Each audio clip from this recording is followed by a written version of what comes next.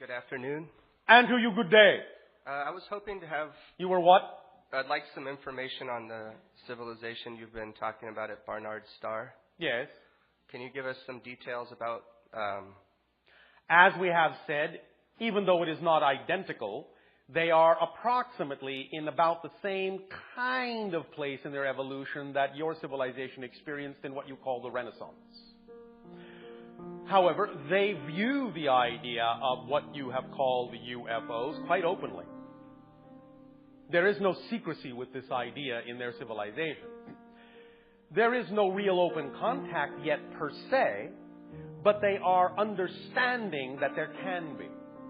They are willing at this point to understand that their civilization and those civilizations exist in parallel, and they are exploring different ways within their society to allow a merger to occur. But it hasn't really occurred yet. They have various forms of technology, some of which you would consider relatively simple, some of which you would consider actually quite sophisticated, even though they are all still simple. Many of them understand many of the things technologically that the person on your planet called Tesla understood. They are quite intuitive about this idea. Thus, they have inventions on their planet that you would marvel at and wonder why you don't have, even though they are actually quite simplistic, that do things beyond your immediate capabilities. Nevertheless, overall, they are, in that sense, artistic, communicative, expressive. They love to sing, most of them. Music is highly regarded in their society. Not necessarily representative of what you would consider Renaissance-style music exactly, but there are some similarities, especially in the idea of stringed instruments, which they absolutely adore, as well as wind instruments, although, again, they tend to be somewhat simple. Is there something else specific you wish to know about that civilization orbiting Barnard's Star, other than the fact that eventually, when you achieve true space travel, you will all become their UFOs as well? And one of the first contacts will be had with your civilization. In a sense, let's put it this way. We have cleared a space for you to allow them to be your first contact, so that, in a sense, you can practice with them. Find your footing with them. Have a wonderful, pleasant exchange with your first contact.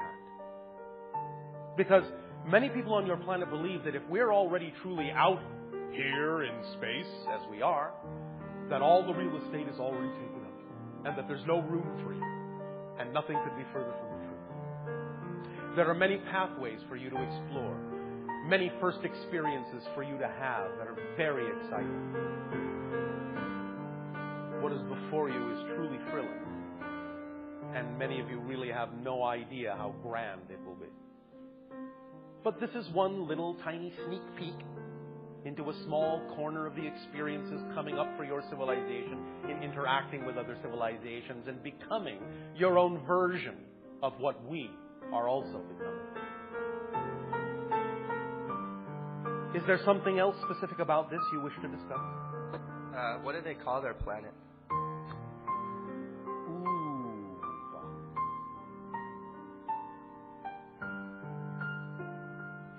And also, when will we, based on probabilities, what's the probability, when in our timeline will we develop space travel so that we can go visit them?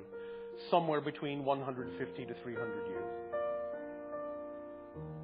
Now, that doesn't mean that you can't visit them sooner on our ships. But I answered your question in terms of when will you be in a place where that is routine. You understand the difference? Yeah. All right. Introductions will be made before you have that capability yourself. Introductions will be made. Is that sufficient?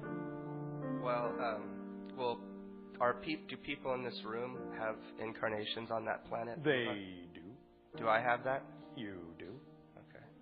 So can we consider the training that we're doing with you as the first steps to becoming contact specialists in some way? Smart boy.